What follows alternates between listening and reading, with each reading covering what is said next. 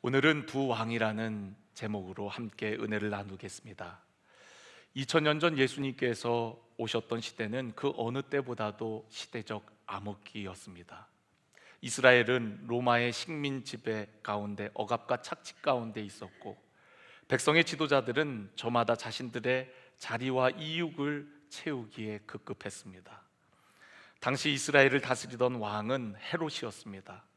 헤롯은 정통 유대인이 아니었음에도 그가 왕이 될 수 있었던 것은 그가 가지고 있는 친로마적 성향 때문이었습니다.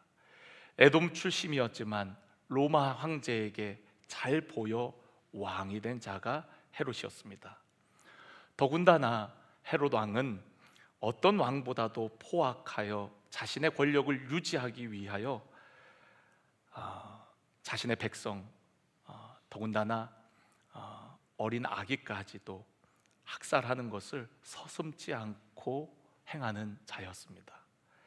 당시 종교 지도자들은 파벌로 나뉘어서 자신들의 자리와 영향력만 유지하고 지키는데 급급해서 백성들을 돌아보거나 또 위로하는 일에는 무관심했습니다. 이러한 혼란하고 어두운 상황 가운데 유대 작은 동네 베들레헴에서 우리를 위한 구세주가 나시게 됩니다. 하나님께서 택한 백성이었던 유대인들은 예수님의 나심을 잘 알지 못했어요. 오히려 먼 곳에서 온, 그것도 이방인이었던 동방 박사들이 하늘의 별을 따라 경배하러 왔었습니다. 그들은 동방에서 온 박사들이라고 얘기해요. 이 박사들을 원어를 살펴보니까 그들은 점술가들이었다라고 얘기합니다. 점술가들은 하늘의 징조와 또 상징들을 통해 미래를 예측하는 자들이었어요. 동방이라는 것은 그 당시 페르시아 제국을 의미합니다. 먼 나라에서 하늘의 빛을 따라 아기 예수님, 우리를 위해 나신 왕, 구주께 경배하러 온 것입니다. 어둠이 짙을수록 작은 빛도 밝게 빛나듯이 시대적 어둠 가운데 빛을 비추는 별을 보고 경배하러 온 자들이 바로 동방박사들이었어요. 저는 오늘 여러분들이 시대가 혼란스럽고 어두울수록 빛 대신 주님을 바라보시기를 바랍니다. 성경은 예수님을 빛으로 표현하고 있어요. 그래서 요한복음 1장 9절에 보면 참빛 곧 세상에 와서 각 사람에게 비추는 빛이 있었나니 그가 세상에 계셨으며 세상은 그로 말미암아 지은 바 되었으되 세상은 그를 알지 못하였다라고 말씀하고 있습니다.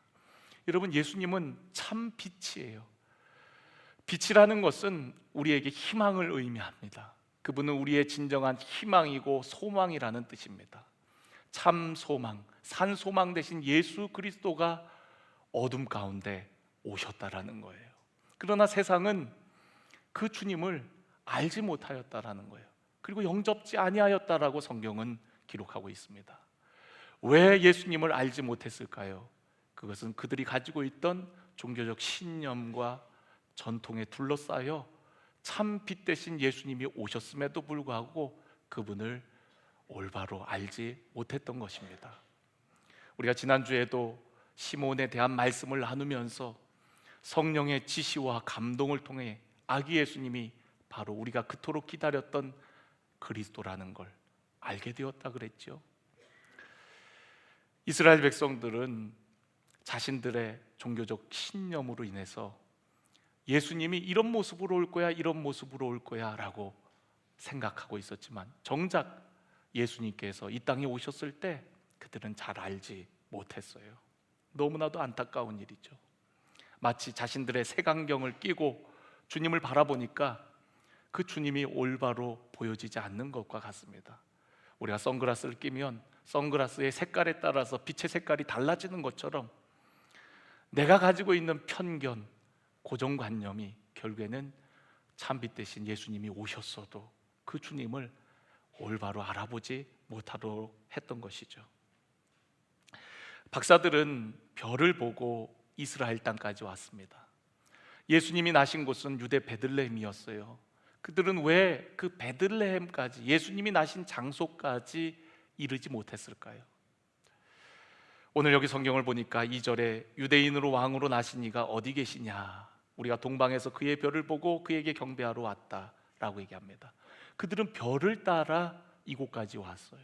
근데 예루살렘에 이르러서 사람들에게 묻기 시작합니다. 유대인의 왕으로 나신 이가 어디 계시냐. 지금까지 별 따라 왔던 동방 박사들인데 그들의 생각에 아마도 왕궁이 있는 이 예루살렘, 이스라엘 땅에서 가장 도시인 예루살렘, 이곳에서 왕이 나시지 않았을까라는 그런 생각 때문에 사람들에게 물었으리라고 생각이 되어집니다. 그렇죠. 여러분, 왕은 왕궁이나 어떤 큰 저택에서 나시겠죠. 다스릴 왕은 높은 곳에서 나시겠죠. 그런데 여러분, 우리의 생각과는 다르게 예수님은 가장 낮은 곳으로 임하신 분이십니다.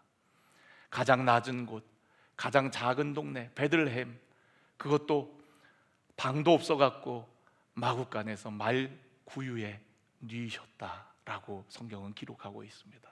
가장 낮은 곳에 임하신 주님, 왕으로 오셨다면 가장 좋은 자리, 좋은 집에서 나실 법도 한데 예수님께서는 가장 낮은 모습으로 이 땅에 오셨던 것이죠. 예수님은 세상의 화려함이나 세상 왕과 같은 모습으로 오신 분이 아니었어요. 예수님은 겸손의 왕이었어요. 그리고 섬김의 종이었습니다.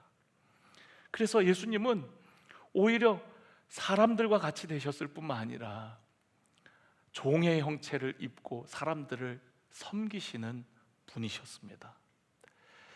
우리들은 출신이나 또 자격, 학문이나 어떤 사회적 지위들을 중요시 여길 때가 많아요. 그러나 하나님의 역사는 그러한 고정관념들을, 세상적인 방식들을 다 상관없이 행하실 때가 너무나도 많습니다.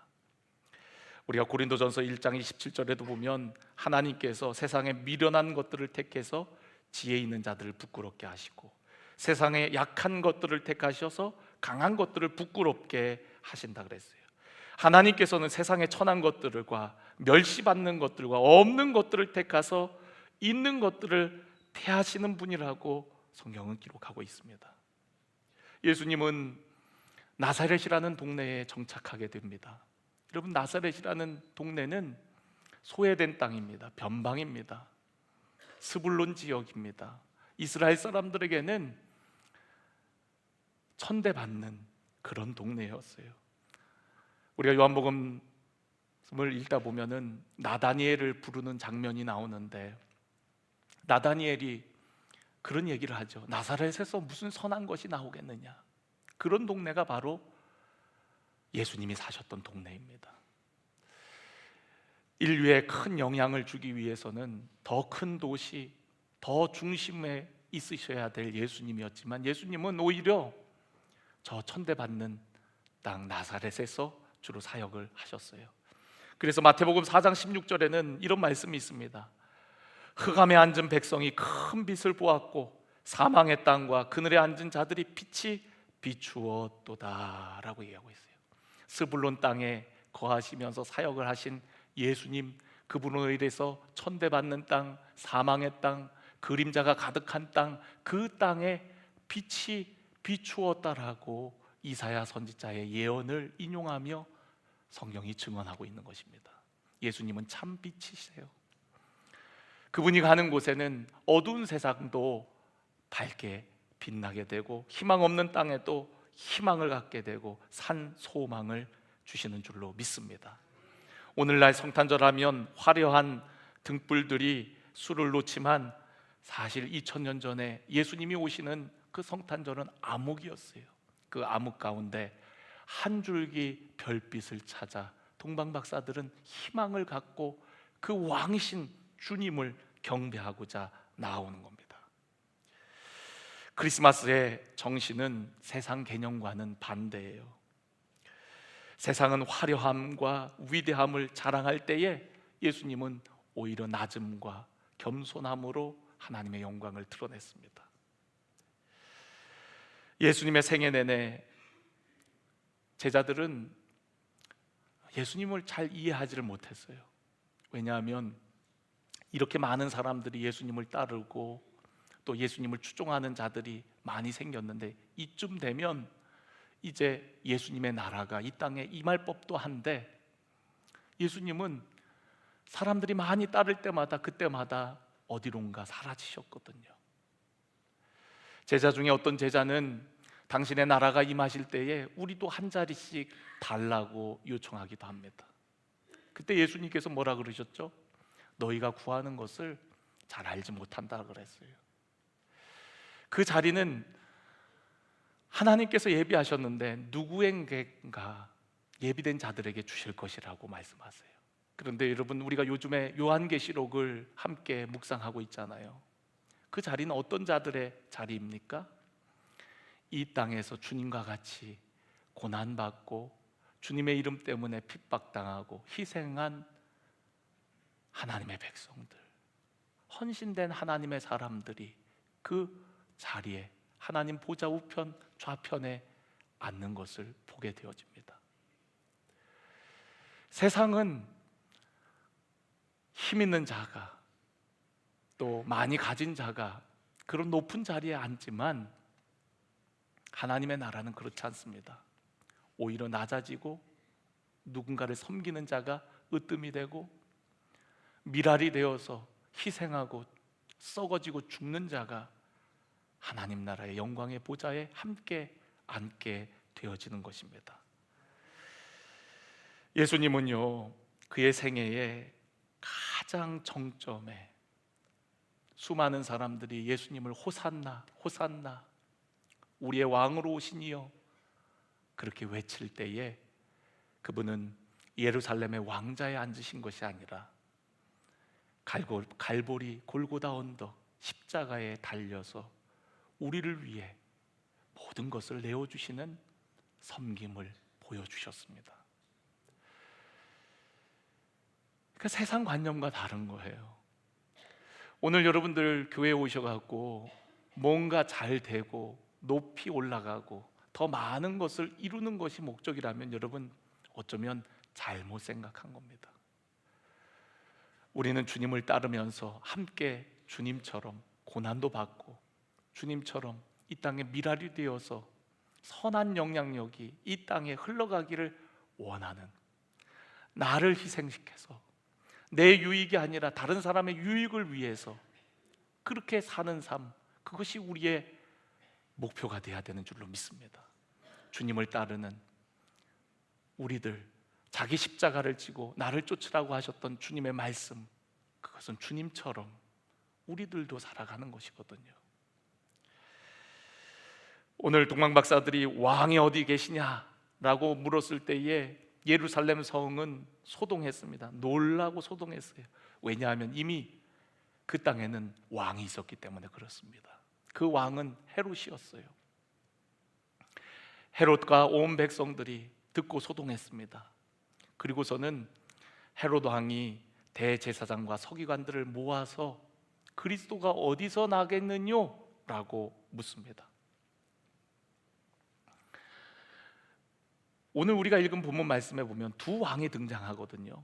동방박사들이 찾은 유대인의 왕은 예수님을 가리키는 겁니다. 그런데 4절에 등장하는 왕은 헤롯 왕을 의미해요. 모든 대제사장들과 백성과 서기관들을 모아놓고 유대인의 왕이 어디서 나시느냐? 라고 묻지 않고 뭐라고 묻고 있죠? 그리스도가 어디서 나겠느냐? 라고 물어요. 그러니까 오실 왕이 그냥 왕이 아니라 만왕의 왕, 우리가 그토록 기다렸던 그리스도라는 사실을 이들은 알고 있었어요. 동방박사들은 몰랐어도 오늘 이 종교 지도자들, 헤롯 왕을 비롯한 대제사장과 서기관들만큼은 오실 왕이 바로 그리스도, 하나님께서 보내신 메시아라는 사실을 그들은 알고 있었어요. 그리고 그분이 어디서 날지도 구체적으로 알고 있었습니다. 미가서의 말씀을 인용하면서 유대 땅 베들레헴아 너는 유대 고을 중에 가장 작지 아니하도다. 내게서 한 다스리는 자가 나와서 내 백성 이스라엘의 목자가 되리라 라고 얘기를 합니다. 그러니까 여러분, 그들은 어디서 나실지도 알고 있었어요. 성경의 지식을 가지고 있었고, 그래서 그분이 어디서 나시는지도 알고 있었지만 그들은 그 예수님을 경배하지 않았습니다. 영접지 않았어요. 동방박사에게 그분을 찾거든 우리에게도 일러달라고 했지만은 경배하기 위해서 이야기해달라고 한 것이 아니라 그 왕을, 왕으로 나신 그 아기를 없애기 위해서였습니다. 하늘의 태양이 둘일 수 없는 것처럼 헤롯은 자신이 왕인데 누가 왕이란 말인가? 그러고서는 진정한 왕으로 오신 그 주님을 없애려 하는 것입니다. 여러분, 2000년 전에만 헤롯 왕이 있는 것이 아니라 오늘 우리의 삶에도 헤롯 왕이 존재하지 않습니까? 우리는 입술로는 하나님이 왕이라고 하지만 사실 왕처럼 떠받들고 모시기보다는 하인처럼 하나님을 이용하려고 할 때가 얼마나 많습니까? 오늘 여러분 이 예배의 자리에 나왔을 때 정말 왕이신 주님 앞에 경배하고자 나오셨나요? 왕이신 주님 앞에 나의 마음과 정성을 다하여 소리 높여 그분을 경배하고자 여러분 그런 마음으로 예배하러 오셨나요? 우리가 예배를 워십이라고도 하고 서비스라고도 얘기를 합니다. 섬김인 거죠. 만왕의 왕 되신 주님을 우리가 예배하는 거예요. 섬기는 거예요. 그런데 많은 사람들은 하나님을 섬기기보다 이 예배 자리에 나와서 섬김을 받으려고 하지 않습니까? 하나님을 서비스하는 것이 아니라 오히려 이 예배의 자리에서 내가 서비스를 받고자 하는 마음들이 있지 않습니까? 하나님께 기도해서 내 기도가 응답되기를 원하고, 그러려면 좀 예배도 나와서 좀 잘 보여야 하나님도 내 기도를 들어주실 것 같고, 예배가 언제부턴가 우리 그리스도인들이 누리는 서비스같이 돼버리는 경향들이 있어요. 아, 오늘 찬양 좋네. 아, 오늘 난방을 미리 틀어놔서 아주 따뜻하고 편안하네. 아, 내가 그래도 이 교회 온 지 얼마 안 됐는데 날 알아보고 차를 여기 편한 데다가 대라고 하네. 여러분, 예배가 다 서비스 받는 것으로 착각하는 분들이 계세요. 이 교회는 교육부가 잘 돼 있나? 애 맡기고 내가 편안히 예배를 드릴 수 있을까? 아이들 서비스가 잘 되는지, 이 교회는 음향이 잘 들리는가? 편안하게 들을 수 있는지, 편안하게 예배할 수 있는지. 여러분, 언제부턴가 우리의 예배가 하나님 앞에 드리는 섬김이 아니라 일주일 동안 애쓰고 수고한 내가 위로받고 편안하게 누리는 서비스를 받는 시간이 되어버렸단 말이죠.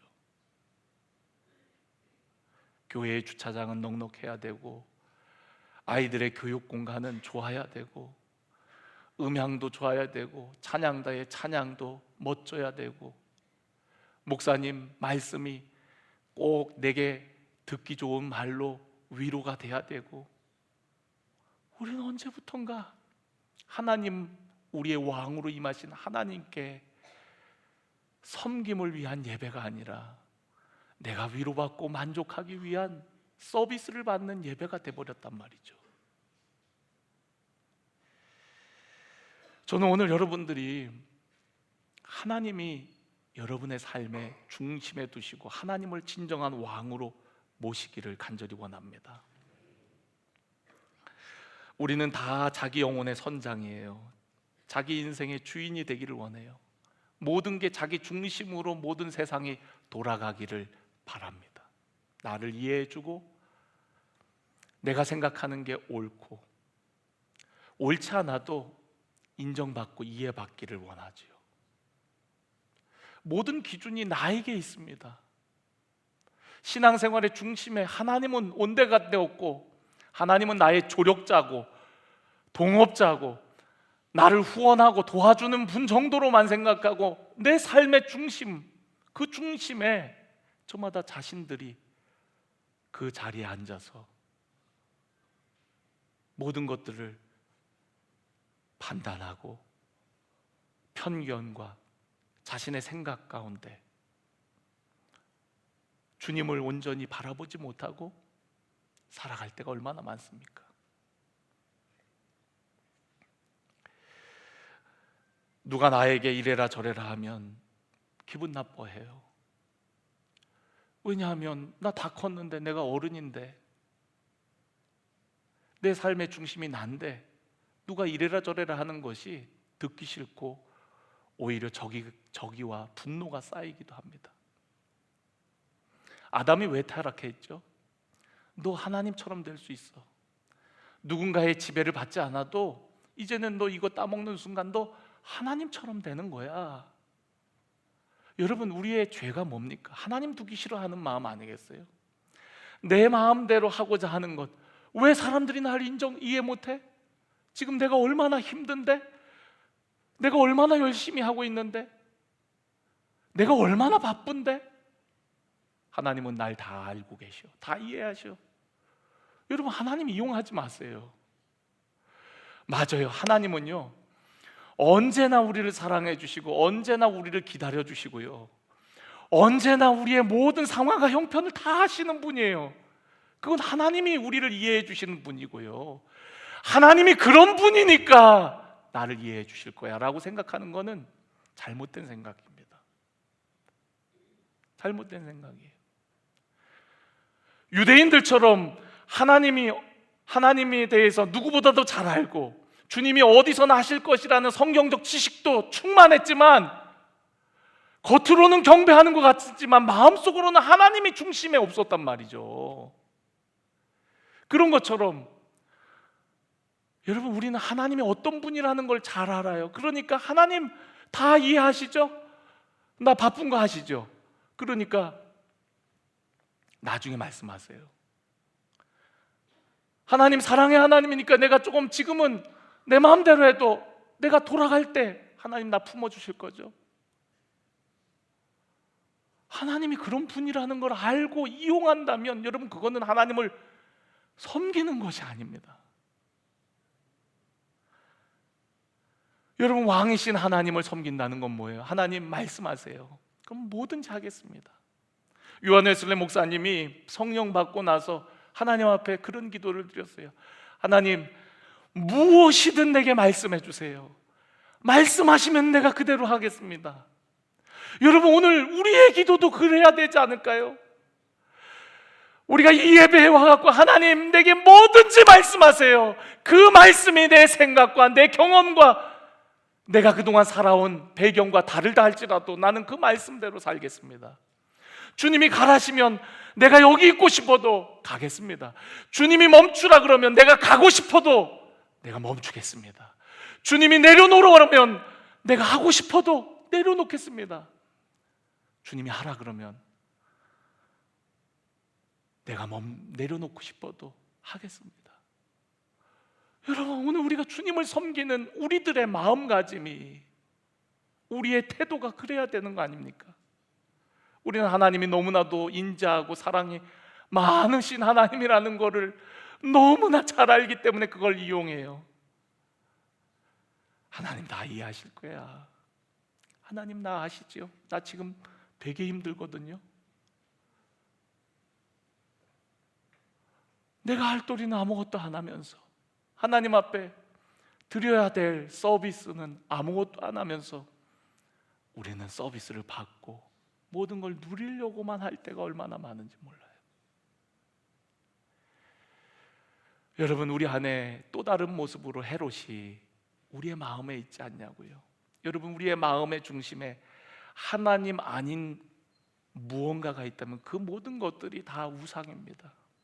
팀 켈러는 우리 마음을 집으로 표현했어요. 여러분 집에 가면은 여러 방들이 있잖아요. 방들이 있잖아요. 그런데 그 집의 중심에 하나님이 계시지 않으면 그 방에는 다 우상들이 자리 잡게 된다는 거예요. 명예, 돈, 또 권력, 또 내 생각, 이념, 이런 것들이 다 우리의 마음의 우상단지처럼 방마다 자리 잡고 우리의 삶의 가치가 하나님께 두지 못하도록, 하나님이 먼저고 하나님이 제일이어야 될 우리 집에 하나님 말고도 제일이고 먼저인 게 너무나도 많아지는 거예요. 그래서 하나님의 말씀에 우리는 순종할 수 없어요. 기쁘게 하나님을 따를 수가 없어요. 저는 오늘 여러분들이 정말 우리 안에 또 다른 왕, 주님이 아니라 또 다른 내 마음의 왕자의 다른 것들, 나 혹은 다른 무언가가 있다면 여러분 내려오셔서 주님, 내 마음의 왕자에 앉으셔서 뭐든지 말씀해 주세요. 내가 듣겠습니다. 청중하겠습니다. 순종하겠습니다. 따르겠습니다. 오늘 그게 믿음이요, 그게 우리가 주님을 섬기는 삶의 모습인 줄로 믿습니다. 성탄절의 아름다움의 절정은요, 바로 내가 결정할 권리를 내려놓는 겁니다. 누가복음 1장을 보면은 나사렛에 사는 시골 자매인 마리아의 이야기가 나옵니다. 어느 날 갑자기 그 비천한 여인에게 천사가 나타나서, 가브리엘 천사가 나타나서 소식을 전합니다. 복받은 자요 하면서 이야기하는데 전혀 복된 소식이 아니에요. 너의 몸을 통해서 이 땅에 구주가 태어나실 것이라는 소식이었습니다. 당시 마리아는 결혼할 남자가 있었습니다. 정혼한 상태였어요. 그런데 만약에 지금 내가 임신을 하게 되면 어떻게 되는 겁니까? 뭐 결혼도 다 깨지고, 당시 사회적 분위기는 그런 여자는 매장되는 분위기예요. 죽을 수도 있습니다. 그런데 어떻게 그런 일이 있을 수 있죠? 라고 하니까 하나님은 능치 못하실 일이 없다. 그 말씀을 듣고는 마리아가 이렇게 대답을 해요. 주의 여종이오니 말씀대로 내게 이루어지이다. 한번 따라해 봅시다. 주의 여종이오니 말씀대로 내게 이루어지이다. 여러분, 우리가 생각할 때 아니 구주가 나를 통해서 나신다고 이렇게 생각할 수 있지만, 여러분, 처녀인 마리아, 비천한 여인이었던 마리아가 아이를 갖는다는 것은 죽음을 각오하는 일이었어요. 그런데 주님 말씀대로 이 여종에게 이루어질지어다 순종하는 모습을 보게 됩니다. 마태복음 1장에는 마리아의 남편이 될 요셉의 이야기가 나옵니다. 요셉은 어느 날 결혼할 아내가 임신했다는 소식을 듣게 됩니다. 요셉은 착한 남자였어요. 조용히 정리하려고 했습니다. 그 여인을 사회적으로 매장시킬 수도 있지만 요셉은 그러지 않았어요. 조용히 정리하려고 할 때에 밤중에 꿈에 주의 사자가 요셉에게 나타나 말씀합니다. 그 여인 데려오기를 두려워하지 말라. 그 여인이 잉태한 것은 성령으로 된 것이다 라고 가르쳐 주세요. 요셉은 잠에서 깨어 일어나 주의 사자의 분부대로 행하여 마리아를 데려오게 되어집니다. 여러분, 예수님이 이 땅에 오시는 데에는요, 이런 남녀 종들의 순종이 있었기 때문에 이 땅에 예수님이 오실 수 있었던 거예요. 지금도 마찬가지입니다. 이 땅에 수많은 하나님을 섬기는 백성들이 있죠. 지식적으로 하나님을 아는 것이 아니라 진정으로 하나님의 말씀을 듣고 순종하며 그분을 섬기고자 하는 그들을 통해 하나님의 역사는 이루어지는 줄로 믿습니다. 유대인들은 알지 못했지만 이방에서 온 동방 박사들은 별을 보고 아기 예수님이 계신 곳으로 가게 되어집니다. 9절을 보니까 박사들이 왕의 말을 듣고 갈새 동방에서 보던 그 별이 문득 앞서 인도하여 가다가 아기 있는 곳 위에 머물러 서 있는지라. 11절 집에 들어가 아기와 그의 어머니 마리아가 함께 있는 것을 보고 엎드려 누구께 경배했습니까?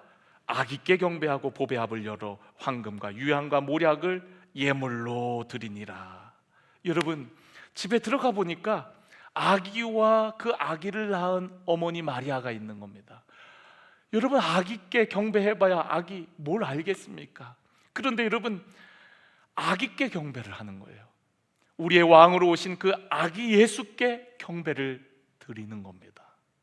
아기 예수를 낳으신 마리아께 경배하는 것이 아니에요. 오늘날 어떤 종교는 경배의 대상을 뒤바꿨죠. 우리의 메시아, 우리의 왕으로 오신 예수께 경배해야 되는데 그 자리에 예수님을 살짝 옮겨놓고 그 자리에 어머니가 경배받도록 했습니다. 여러분들도 어느 종교인지 아실 거예요. 동방 박사들은 경배의 대상이 누구인지를 분명히 알고 있었어요. 오늘 이 예배를 받으실 대상이 누구입니까? 우리 하나님, 우리를 위해 이 땅에 오신 예수 그리스도이신 줄로 믿습니다.